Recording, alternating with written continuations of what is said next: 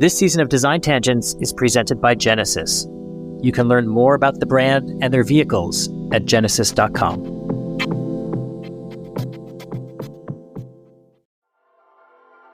My name is Jeff Staple. I'm the founder of a clothing brand that many people might call streetwear. It's called Staple. The mascot and icon for Staple is a pigeon. So if you've ever seen like a little pigeon or a big pigeon on clothing, it's probably coming from us.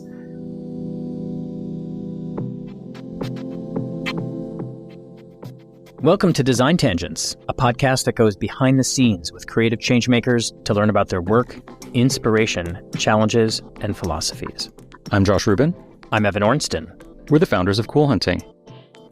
In this episode, we're talking to Jeff Staple, and yes, he's one of the original forces behind the streetwear movement, but he also happens to be one of the nicest, hardworking, focused, thoughtful people we know. We get to learn about his origin story, his education, how he disappointed and then impressed his parents, all of his collaborations and the way he approaches them. And what's really exciting is to learn how he's taking all of that and applying it to the world of NFTs and Web3.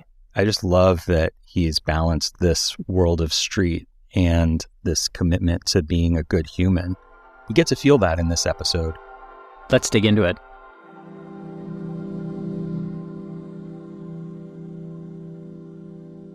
Jeff, great to see you. Josh, Evan, yes. It's been a while. We've known each other for a while, and it's also been a while. So we go back. This is going to be fun today. Yeah, I kind of want to just jump straight in. You know, you have this incredible sense of design and fashion and a pulse on what's happening among a lot of different groups of people, but especially the younger generation, especially people in cities. Is that a discipline or is it a vibe?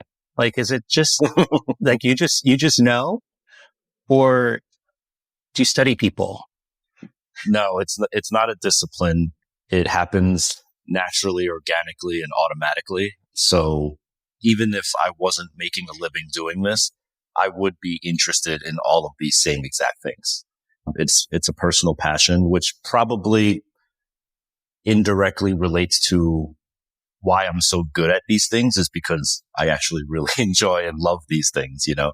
So I do think that, like, if you didn't really organically love these things and you did act like a researcher and study them, you could get to like a certain level of knowledge and expertise on it, but you wouldn't really be able to, like, as you said, vibe on it, you know? So, I'm happy that I'm in a industry, if you want to call it that, where I get to make a living doing things that I'm just really passionate about.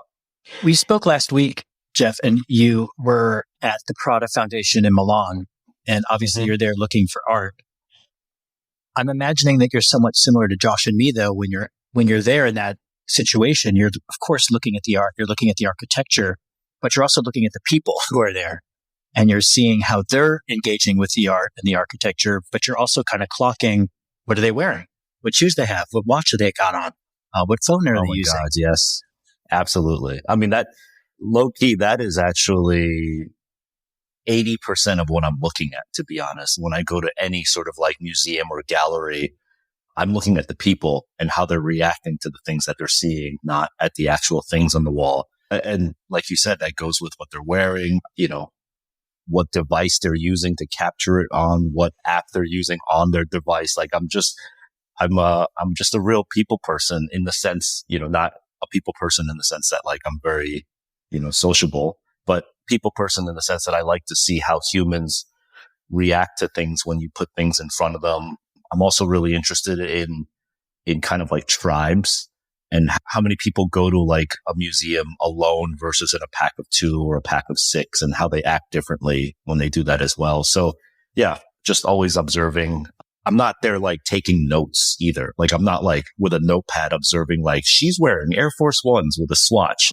The observations just go into like, I often like to think of it as like a gumbo or like a minestrone stew in my like brain. And I'm not really so OCD about like, oh, I got to remember that shade of fuchsia that she was wearing. Like, I just observe and let it all sink in. And I trust myself that it's being filed away in the card catalog of my brain, and that when it's needed, it will be retrieved. But I don't obsess over like making sure that it's being record kept forever either, you know, because I used to sort of be like that. I used to be obsessive about taking photos, taking notes, filing them away in certain folders and everything to make sure that I didn't lose all of these observations. And I think that's natural when you're younger and you kind of don't have the faith or the trust in yourself to know that you'll be ready when the time is needed for that to come up. I often equate a lot of what I do to sports and athletics, but it's kind of like when you're training or in the gym versus being like in the game and on the field performing. If you obsess over like, let's say it's tennis and you're like, oh, I better make sure my continental grip and the thumb is like right there on that stitch in practice. In the game, if you're thinking about that, you're not going to play at your best. You just have to trust that you did it in the gym and trust that you're going to get the flow right when it's time to perform, you know? From gumbo to tennis in one answer. There will be many analogies today. I love it. That's good.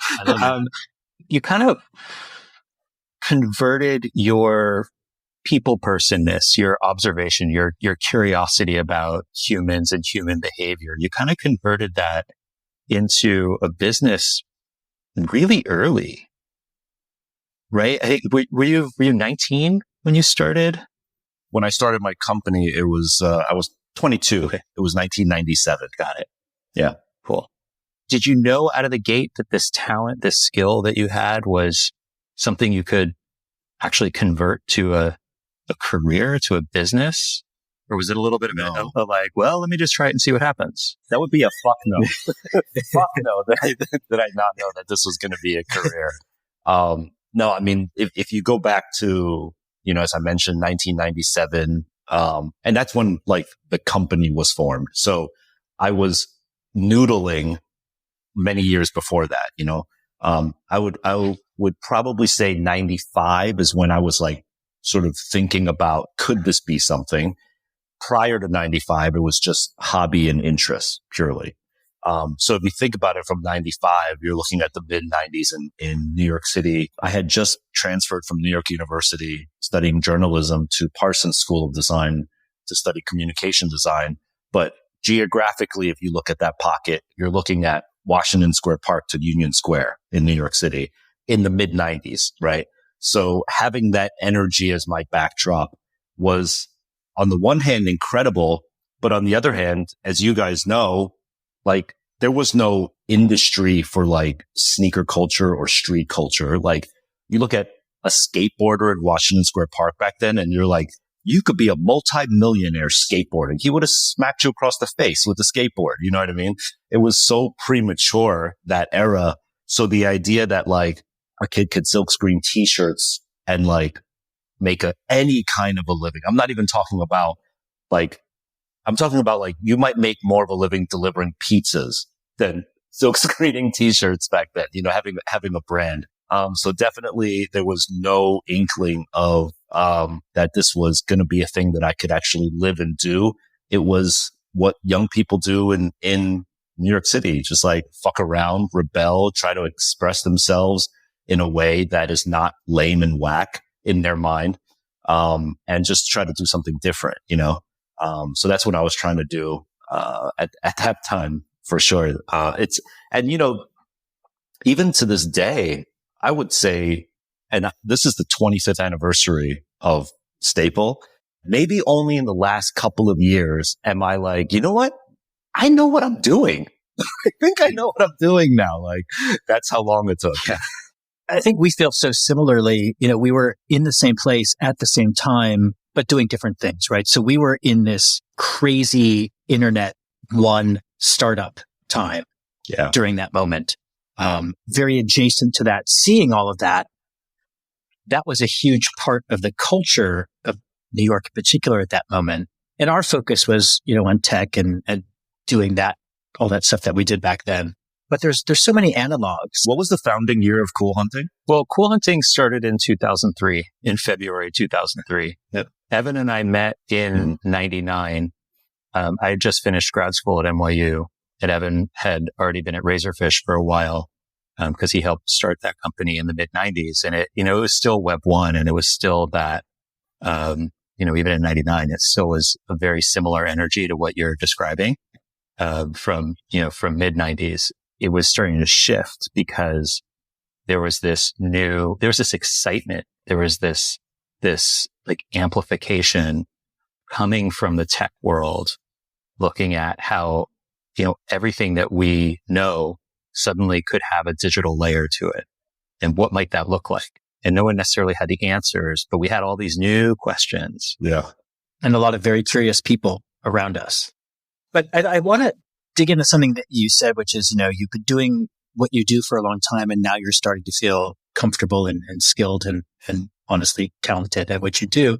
And Josh and I talk about this all the time because I think if you asked us 5 years ago, 10 years ago, 20 years ago, what we do, that answer always changes. And where we've kind of gotten to when people ask us is we say mostly like, we're really good at pattern recognition, right? What we have developed over 20 years of doing Cool Hunting is being able to look at different places, people, activities, categories, and start to see things. As we've built and built and built upon that, we started noticing where those things intersect. So following the world of fashion, how does that connect to art? Following those two things, how does that connect to music? How does that connect to different kinds of design, interior design, architecture, automobiles?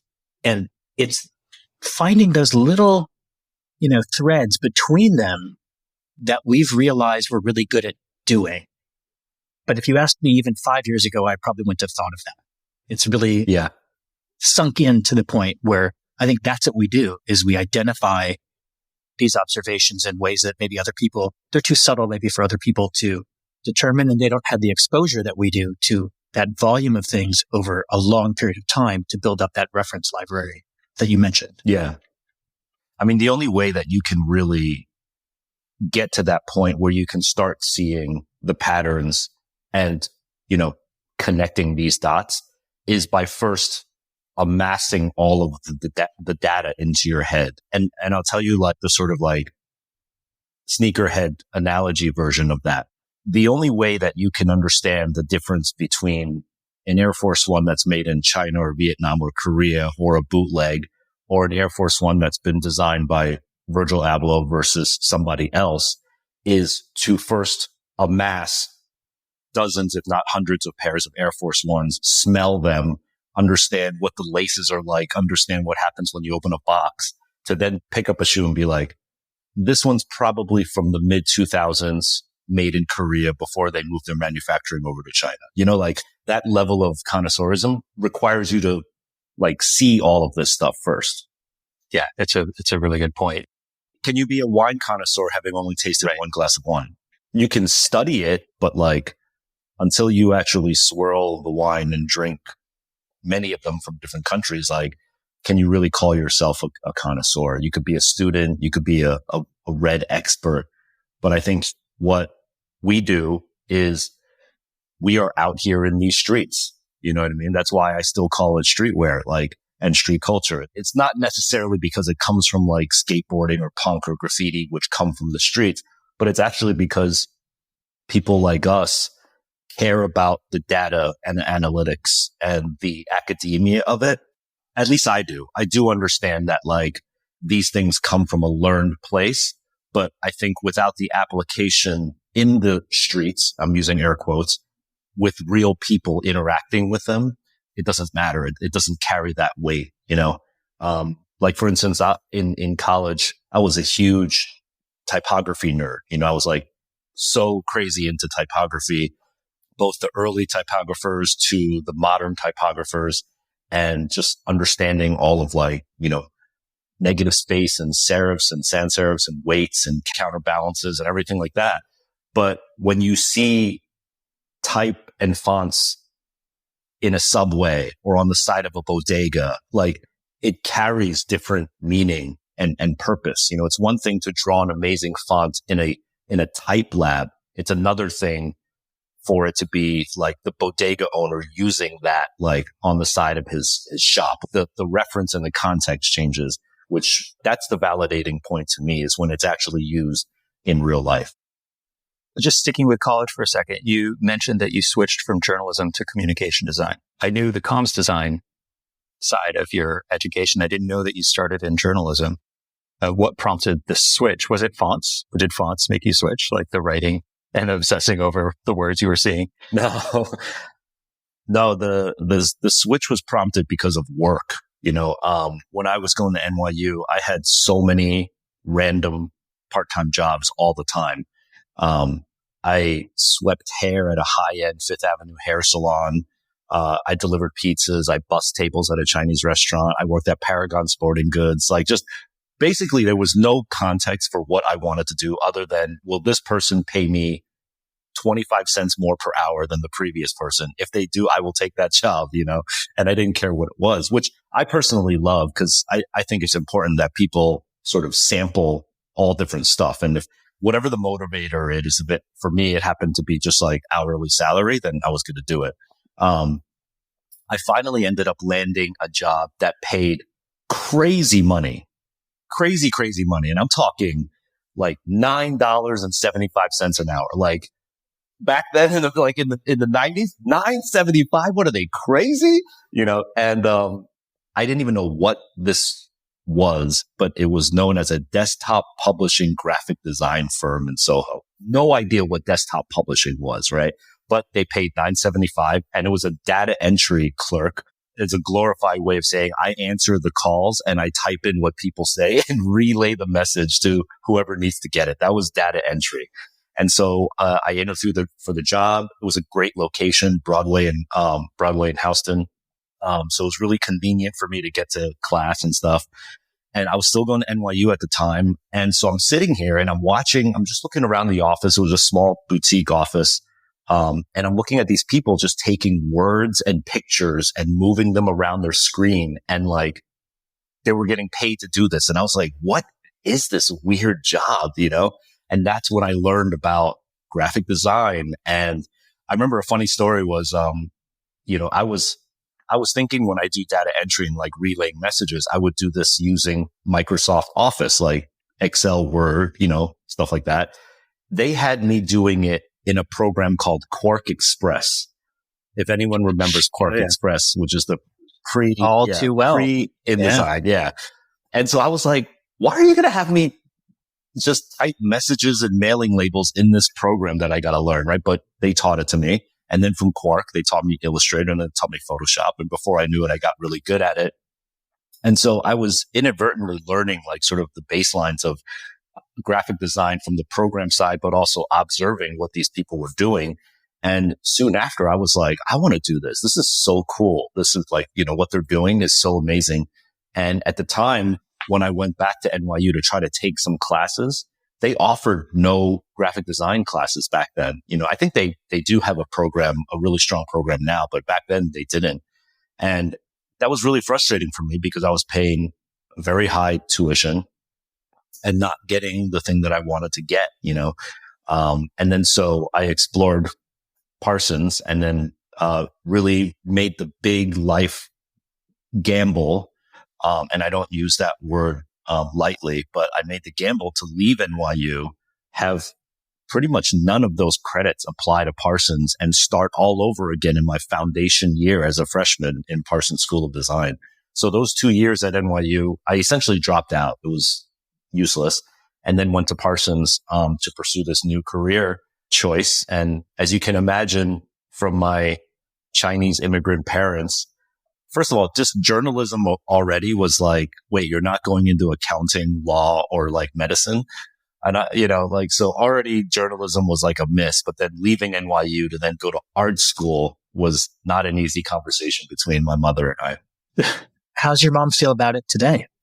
Today, she's extremely proud of me, but it took a long time to get there because, I mean, if you fast forward 2 more years, I ended up dropping out of Parsons too.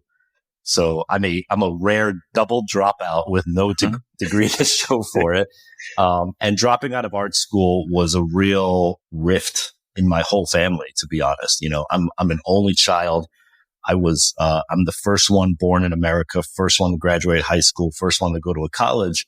And, if you guys know in Asian culture, like when you're the only male child, there's a lot of responsibility on you, Mm-hmm. And here I am dropping out of art school and they're just like, man, where did we go wrong?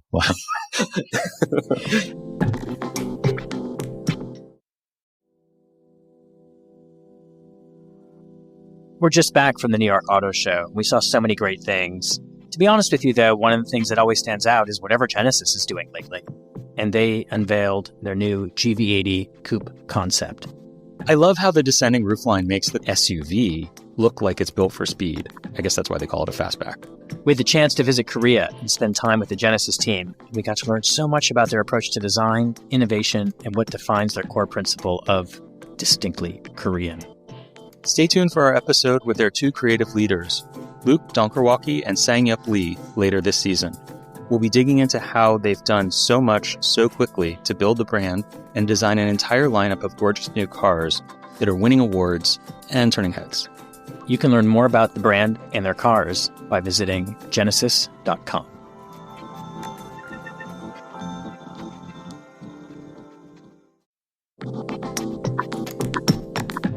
Is there a timeline intersection between when your mom became really proud of you and when you started to feel like you knew what you were doing? Pretty closer than you would think. I mean, there was a good, so just to give you some timestamps, 93 to 95 was NYU, 95 to 97 was Parsons, started Staple in 1997. I would say there was at least a decade, 10 years of pretty much no conversation with my father and a lot of misunderstanding and not knowing what the F I was doing for my mother for a long time. There was a point where Time Magazine China wrote an article about me.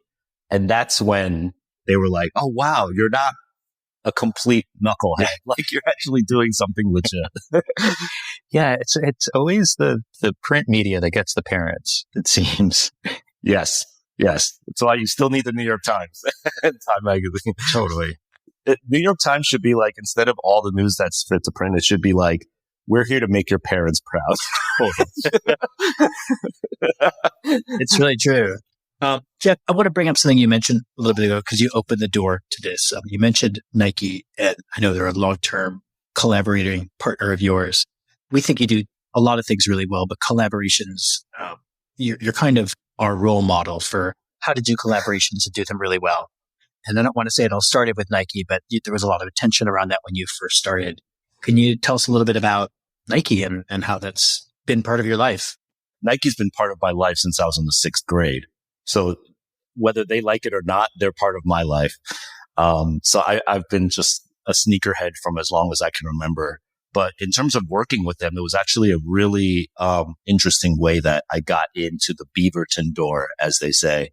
I also want to start off by saying, like, the ability to work with Nike as a teenager is an unfathomable dream.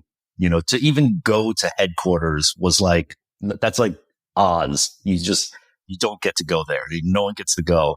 And I remember even just going to a Nike town, like the retail store was like the Mecca. Like it was like, oh, I'm here at the Nike town, so I couldn't even dream of the scenario to do something with Nike because this is pre streetwear fashion collaborations. No one does stuff with Nike unless you're an athlete or you're a trained footwear designer and you have a job at Nike, right? That's the only way you get to design shoes.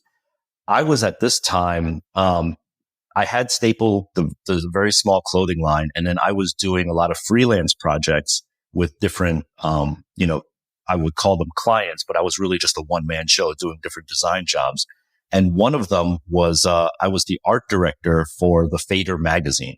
And the Fader magazine back then in the early 2000s was a really important publication because it was one of the first ones that melded hip hop, electronic music, fashion, and sports and gaming. Like basically what every publication does today, they were doing it in print and maybe one of the first ones to ever do it. And I was using my newly found communication design, graphic design skills to art direct the Fader magazine.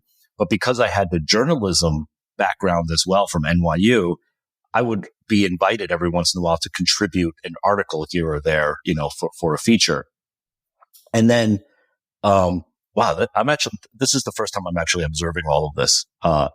But being that I was a sneakerhead, I was noticing that in New York City at this time, this is now 98, 99, that a couple of handful of people would go to different regions, whether it's Baltimore, Philadelphia, London, Berlin, or Tokyo, and buy shoes, whatever they can fit in their luggage, bring it back to New York and resell them, for a premium, 10, 20, 30% more, right? So it's like an Air Force One that was only available in London.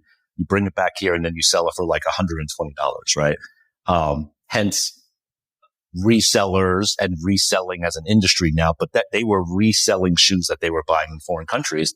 And I was like, Nike is smart enough to know that this is happening. So why are they A, allowing it to happen, and B, why aren't they being proactive about it? Like if they know this shoe is highly in demand from London in New York, why don't they just release it in New York? I had all these questions as a sneakerhead. So I proposed the story to the publishers of the Fader. And this was particularly happening in Tokyo. So I said, Rob Stone and John Cohen are the founders of the Fader. And I was like, John and Rob, I think you should send me to Tokyo so I can research and find out from Nike Japan why this is happening. And if you're releasing these shoes in limited quantity in Tokyo, why don't you just release them all over the world, right? You're $1 billion company. And they were like, that's a pretty good story. Go ahead, do it. So I was like, holy shit, I'm going to Tokyo. So there I am. I take like 5 copies of the Fader with me to Japan. I hit the ground running and I have no leads, no contacts whatsoever. I'm literally walking into sneaker stores saying, who sells you Nikes? I want to talk to that person. And I just work my way up the chain like an investigator would. And I finally got to the person at Nike Japan headquarters who determines which shoes to put out in limited quantities, in limited colorways, and which stores to put them in. Okay. And his name is Marcus. And so I finally met with him and I interviewed him. And along the way, I interviewed all these other amazing people for this issue too. And what's really cool before I go on is basically, this is the thing that I just noticed now is I had graphic design, communication design.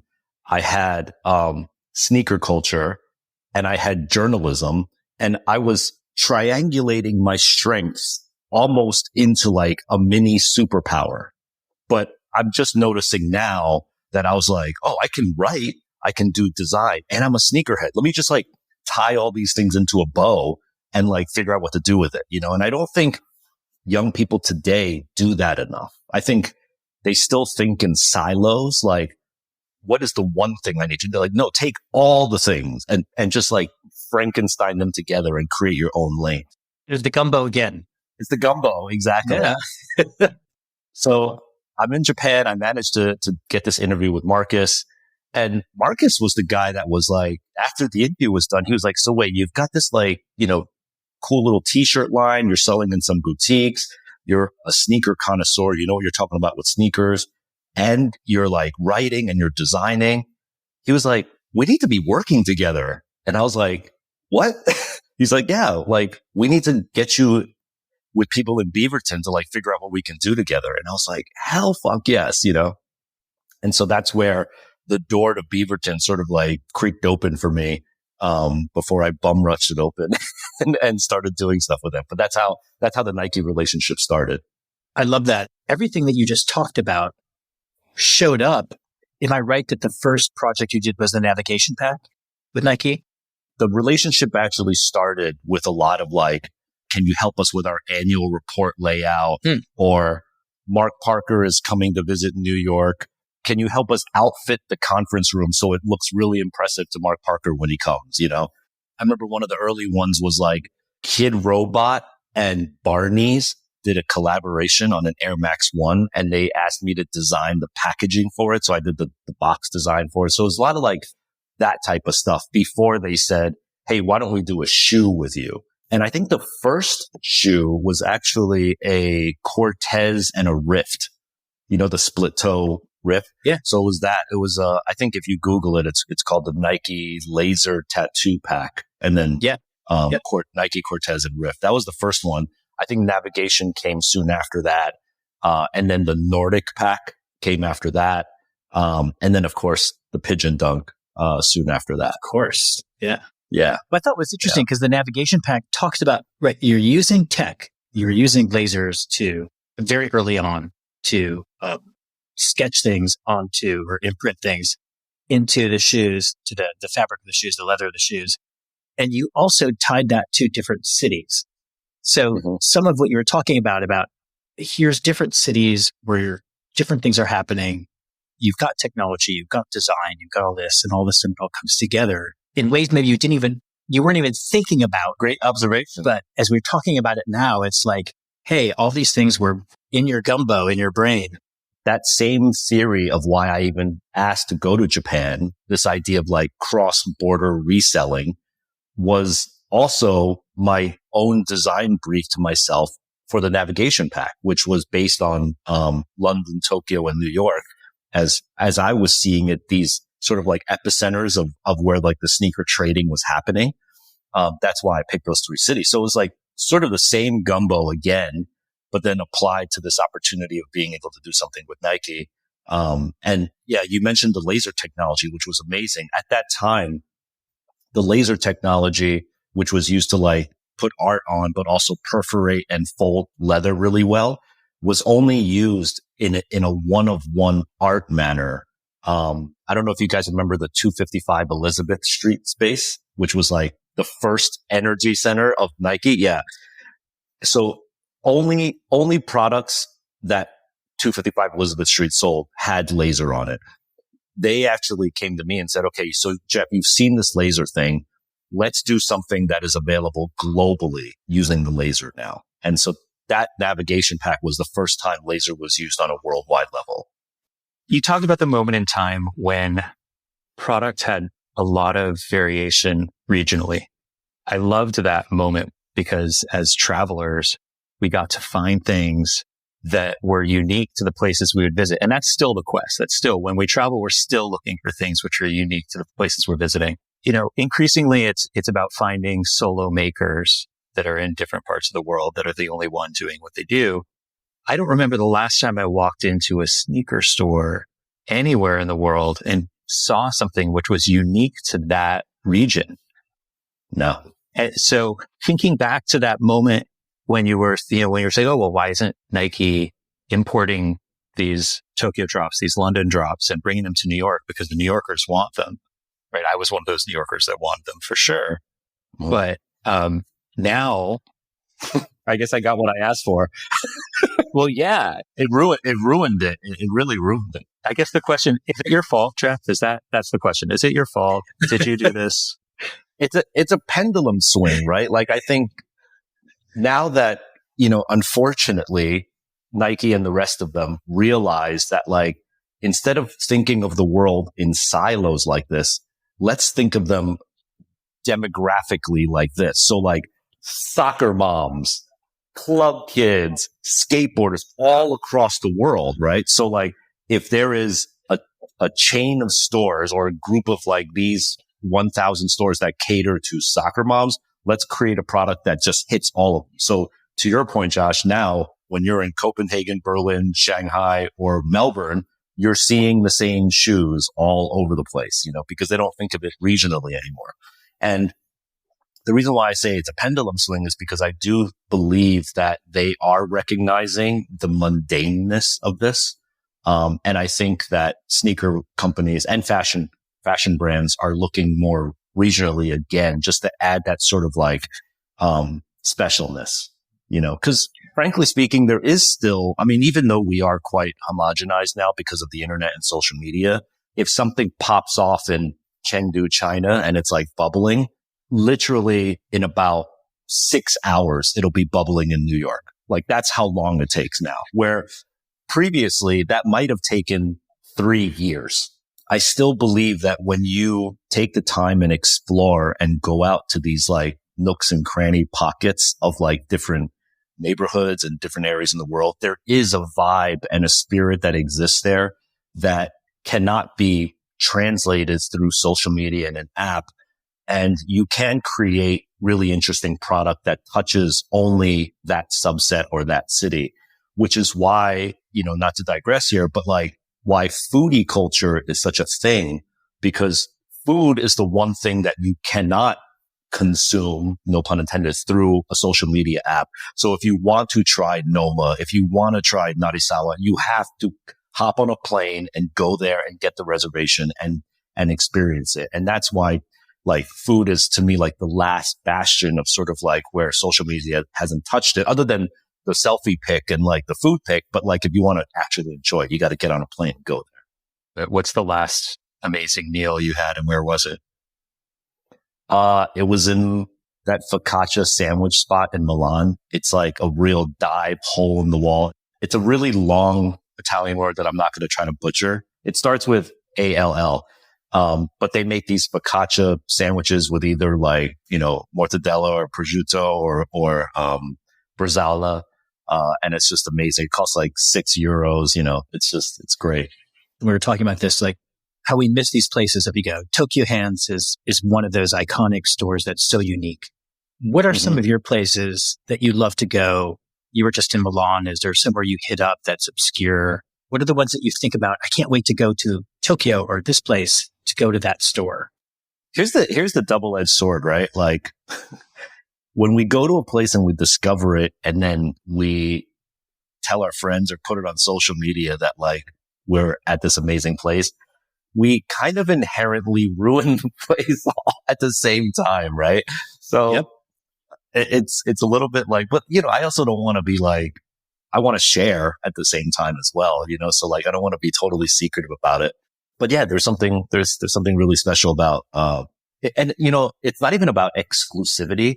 A lot of these like hole in the wall places, or mom and pop shops or independent retailers, they couldn't handle it if 200 people lined up in front of their door. It would ruin it for the owners, and then it would conversely ruin it for the customers who wanted to go experience it, So it's this weird double-edged sword where like they can only exist for like their 8 people and that's it, just because it's top of mind. Like I recently went to, I was in Milan and I went to 10 Corso Como, which is still doing just that like Colette level retail curation. And the customer service was still amazing. They still cared, that's the thing that's also really hard. If you're a retail shop and if 80-90% of your business is coming through e-com, honestly, why would you invest in amazing retail representatives in the store? Like it almost makes no sense to, but I'm so happy that, certain retailers like 10 Corso Como and almost every retailer in Japan still feels like, the customer service experience in real life is so important, even though most of our business is done with add to cart, click to buy, overnight shipping nowadays, Did you buy anything? Oh, I bought way too much there. I bought so much that I had to go to a DHL to spend more money to ship it all back.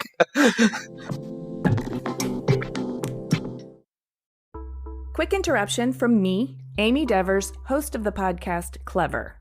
I'm excited to tell you that Clever, a podcast about the creative visionaries who shape our world and culture, is a proud new member of the Surround Podcast Network. Surround is a collective of great shows from the design industry, like Inhabit from Perkins & Will, and Architecture 51020 from FX Collaborative. Head over to surroundpodcast.com and find your next favorite show. So while we were talking about collaborations, we talked about Nike, which was some of your earliest, and one of your latest is, I think, a brilliantly done one, which is with Tumi. We were just back from Europe and we saw it. It's everywhere. We saw it in London. We saw it in Paris. Yeah. So proud of that one. Thank you. You may not even know that you sent me a ping pong paddle carrier. Yeah, of course. Yeah. Very excited about that. And that was, to me, like one of the most exciting parts of the collection. It's kind of obvious that you're going to do a backpack of some sort and a tote or whatever. Mm-hmm. But I was not expecting to see a ping pong paddle case. Yeah. How'd that come about? To me, it's just one of those great brands that I grew up with. And when I say grew up with, I don't mean grow up owning. I grew up like wanting, but never being able to actually afford to me when I was growing up. You know, I grew up in New Jersey, and I remember at the East Brunswick Mall, there was a Macy's there that carried like the standard black Tumi attaché case. And I just remember when I started to like go on job interviews in college, I was like, I wish I was the guy that could walk in with a Tumi attaché case, because that just made you look so like you knew what the fuck you were talking about. You know, when you have that like with your monogrammed initials on it. But they were so out of my price range at that point. And so it was really cool that I had now built my, let's call it streetwear brand, to the point where a brand like Tumi is like, we would love to work with you and see what your interpretation of our brand would be, you know? And so it was so much fun working with Victor, who's the creative director over there, and the whole Tumi team. Peter is amazing as well. Yeah. Shout out to our friends at Tumi.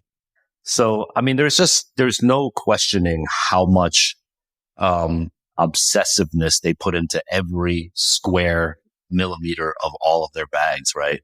So my job really was just like, how can I add some sort of flair and storytelling and let's call it pop, just to make it so that like it speaks to a slightly different audience than they might be more accustomed to speaking to. And then you mentioned the fact that it was everywhere, you know, being able to tap into their global footprint. And I just had people all over the world at all different airports and stores constantly sending me photos of like the pigeons in the display window at all the Tumis. That's really exciting to me. You know, I get really, really jazzed when I have the ability to take my voice, which I still consider niche, right? Like I still come from like, I fully recognize that coming from downtown New York City is like a niche thing. Like if you go just 30 minutes outside of Manhattan, like people don't give a fuck about bathing apes and Tier Zero and shit. Like they don't care. Like, and people need to realize that like we are in a bubble in like where we are, you know? And so I'm a niche. And so when I'm able to plug my voice into this speaker box that is like Tumi Global, you know, or like Crocs or Fossil Watch, it's like, I get so giddy because I'm like, oh, it's almost like when a kid like takes over the microphone at the supermarket and is like, what am I going to say right now? I'm going to just talk my shit into like the supermarket PA system, you know? I feel like that. I feel like the ability to like, wow, I can like flex and just say what I want to like the whole world right now, you know? I still have that feeling. I mean, even though like Staple and I do have a global audience and there is social media, I am cognizant of that, but like, I still want to feel like a juvenile when I'm working with these brands, like a kid who's wide-eyed and excited about the prospects of what can I say through your system to excite and inspire not only my audience, but to get your audience to also look in different directions, to be like, who took over the microphone and is saying this crazy shit into the speaker system right now, you know? So much of what you're describing it to me is about introducing communities to each other, right? How like introducing people who know Tumi and love Tumi to Staple, and introducing the Staple community to a brand like Tumi. And yeah, there's a certain extent where they already know each other, but then there's the rest of those separate groups that have this opportunity to. That's what it's all about. Yeah. To connect. So thinking about community, going back to the conversation we had about the 90s and Web 1, and fast forwarding to today with Web 3, part of what Evan and I get really excited about in the Web 3 world is that it has this uncertainty and opportunity and excitement that we felt in Web 1. Mm-hmm. And I'm curious, what your observations are about community in terms of similarities and differences and opportunities between all the work you've done in the physical world and now how you're dipping into Web3 with NFTs and metaverse and all that stuff. Yeah. The three most exciting things for me about Web3. Number one, it's the fact that I can imagine anything and release pretty much anything I could think of as long as it could be coded, right? So I'm no longer beholden to supply chain issues or can this leather fold or, can this outsole flex, like these sort of like real world things. I can literally create my own Marvel Cinematic Universe right now without requiring the budget of a Hollywood film to make it real, right? Because if it could be coded.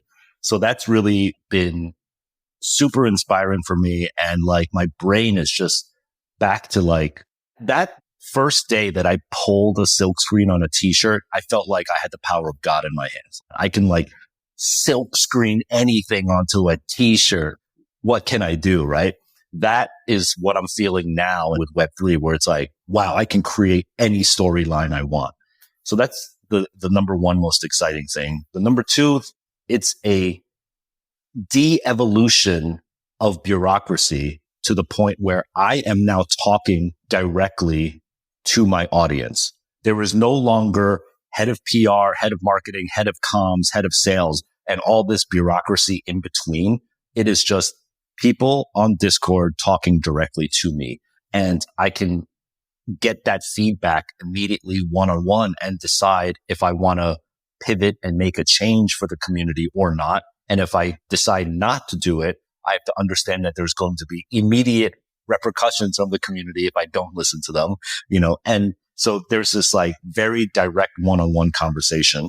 That's the other really exciting thing that is frankly an experiment for me, like, because I am so used to like layers, whether it's collaborations with big companies or even now layers in my own company, this breakdown of that where it's just like you and your number one customer in a room. Right. So imagine like you told Howard Schultz of Starbucks to sit in a room with his number one coffee consumer. Probably scare the shit out of him. You know what I mean? Like, wait, where's my like lawyer, my head of comm? Like, I need people to buffer me. Like, no, just the two of you. That's it. That's what it's like in Web3. And then the third element that I really love about this is, of course, the artistic IP ownership of all of the rights, whether it's perpetual royalty or determining your own royalty or understanding, through the blockchain exactly how many times a thing that you created gets flipped and resold to other people, but knowing, each and every person and what they paid for it, and knowing that you as the original creator are collecting royalties on that each time is a real game-changing thing. And honestly, less so game-changing for me, more so game-changing for like an independent musician or an independent painter that in the past would have needed the cosign of so many writers, reviewers, all of this whole industry that needs to bless this person to then make them quote unquote credible. Now it can just happen overnight, and it's not about the speed. It's about more so the breakdown of gatekeepers really that are in the way. They can just do it themselves. That's what's really exciting to me also. We spoke last week, and just talking about different stuff and catching up. And one of the things that you mentioned was the power of the 17-year-old. And Josh and I have been talking about that pretty much nonstop since last week.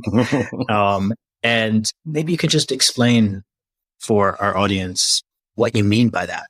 The 17-year-old, is, first of all, they're like probably our main core demographic, if you will, like, people who buy our clothing line or support our NFTs or, are fascinated with our collaborations. The core age is 17. And what I've come to realize is that when you're leading up to 17, let's say you're 13 or even like 11 or 12 at this point, you start forming opinions about yourself and what you like and what you're into. You're creating your personality and your expression and your style. But you're very easily swayed at this point still by peer pressure and like the group herd effect. You know, you're learning about yourself, but you're not totally comfortable yet in your bones where you could be like, no, this is me. This is who I am. Fuck with me, you know, like this, right? Like that doesn't really happen that often with kids that are like in their early teens. And then I'm going to skip 17 for now. When you get to become 18, you know, you start thinking about your SATs and where you're going to school, and then like, starting salaries at your first job and things like that, and student loans, you know, like pre-adult things. And so what that means is like when that 18 or 19-year-old kid is now holding a pair of shoes in his hands at a store, he's thinking about these things. He's thinking about like, how much money do I have on my credit card? And like, I make $21 an hour. That equal how many hours would I have to work to get this shoe? These calculations are happening in his head. And what's really special about the 17-year-old kid is that they have fully formed their expression, opinion, style, swag, vibe, whatever you want to call it. And they are fully confident in it, you know, because they've had all of that time and ability to test the waters on what works. And then on the flip side of that coin, they have not yet entered the world of adult pressure yet. And so to me, that 17-year-old kid is the most powerful person in the universe because they have all of that experience, all of that opinion formulated without any of the offset baggage of the pressures of the world at them yet. Now, as a brand, as a creator, as an artist, or as a musician, or anybody, to get the attention of that 17-year-old kid one time is so difficult. They are so fickle because they know everything, right? You talk to any 17-year-old kid, they know everything.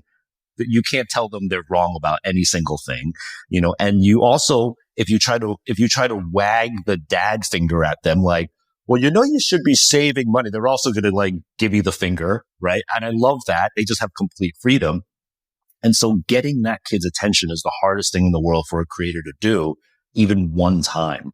Now, the black belt level challenge is if you get that 17-year-old kid's attention once, he or she has a younger sibling that is 14 or 15 who will eventually become 17, or it has a best friend in their clique that is like 15 that's about to be 17. How do you get that upcoming incumbent 17-year-old who's coming across the horizon again, right? Because you as the creator, not only are you yourself aging, but your brand and your art is also aging, right? So you're climbing up the ladder, but so each year it gets harder to climb down the escalator and ladder to talk authentically to that 17-year-old kid. You following this time theory, you know? It's just so hard, and so few people can continuously talk authentically to that 17-year-old kid. It's just the hardest thing to do. But if you can nail it, then you have something really, really special, I think. So 25 years of your company thinking about 17-year-olds, how have they changed? You know, like as a 17-year-old today, to me, feels a lot more mature than they were 5 or 10 or 20 years ago. I'd like to think that the reason why I've continuously been able to speak to that person for so many years is not because I'm good at studying them. It's because whether I like it or not, I think I am that person. Like, I don't want to grow up, you know, like I am still the 17-year-old kid in my head. So therefore, if I create something or do something or speak on something in a way that feels corny to me, then I can pretty damn well sure it also sounds corny to the 17-year-old because I try to keep that same barometer in my head, you know? Yeah, that's the best way I could describe doing it. I don't get, I swear I've never ordered a trend report on teens in America or attended a focus group of 17-year-olds. I never try to study them. I feel like studying a 17-year-old is the best way to like make them run in the opposite direction at light speed. Jeff, you've got a new book and it's called Jeff Staple, Not Just Sneakers. Tell us about your book. Yeah, I'm excited about it. I'm really excited about it. It's my first book, which is, that's always scary as shit. There's no undo button or delete post button when you make a book, right? But yeah, my first book, people have asked me to write books for probably the last decade now. And I've always sort of been grappling of whether I should write kind of like a manuscript paperback how I did it type book, or a more sort of like, here's beautiful, pretty pictures of what I've done type book, and I've even met with literary agents and different publishers about it. And I've just never pulled the trigger on it in some weird ways. And this is totally not accurate or true. This is just in my own head. But I feel like writing a book is also like saying you're done. And it's almost like the greatest hits album. Like, wait, I don't want to make a greatest hits album. I'm not done making albums yet. You know what I mean? So to me, a book felt like that. And so I sort of just deprioritized it always. And then a few years ago, my friend Hiroshi Fujiwara, who owns a company called Fragment Design in Japan, put out a book with Rizzoli, and he very graciously asked me to write the foreword for the book. So I wrote the foreword for the Hiroshi book, and I had a great time writing it. I really nerded out on it and just got deep into it. And I guess it caught the attention of the publisher of Rizzoli. And he was like, wow, this is awesome, A, and B, why don't you have a book out yet by anybody? And I kind of told him the same thing.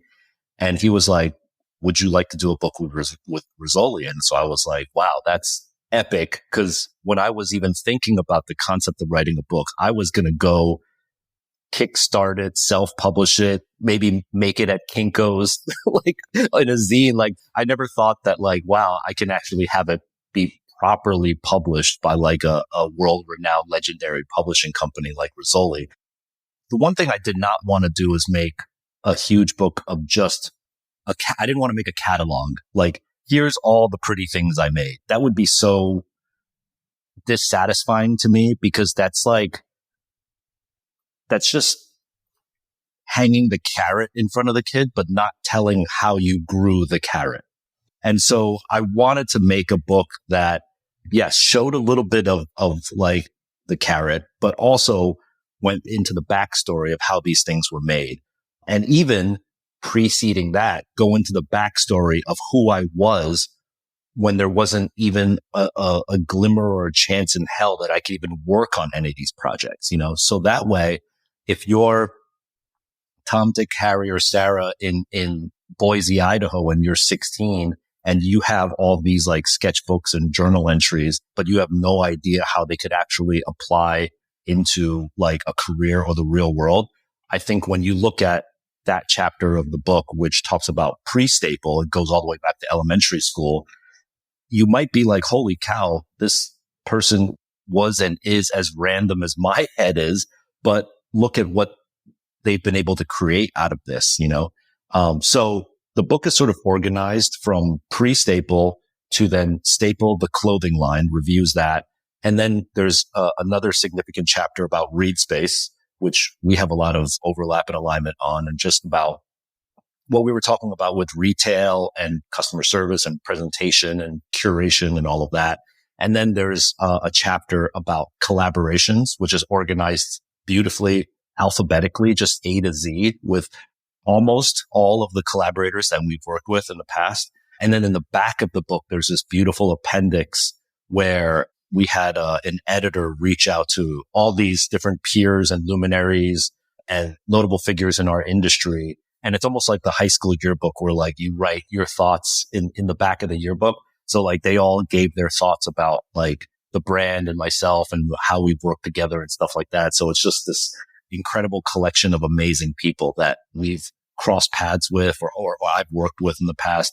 This is why the title is called Jeff Staple, Not Just Sneakers, because I think today, if you ask, any kid walking around Soho, if they know who Jeff Staple is, they'll probably be like, oh yeah, the Pigeon Johns or the sneaker guy, Actually, this is a funny story because when we were thinking of titles, we were working with Rizzoli on it and they said, yeah, it could be anything you want, Jeff, as long as it has the word sneaker in it.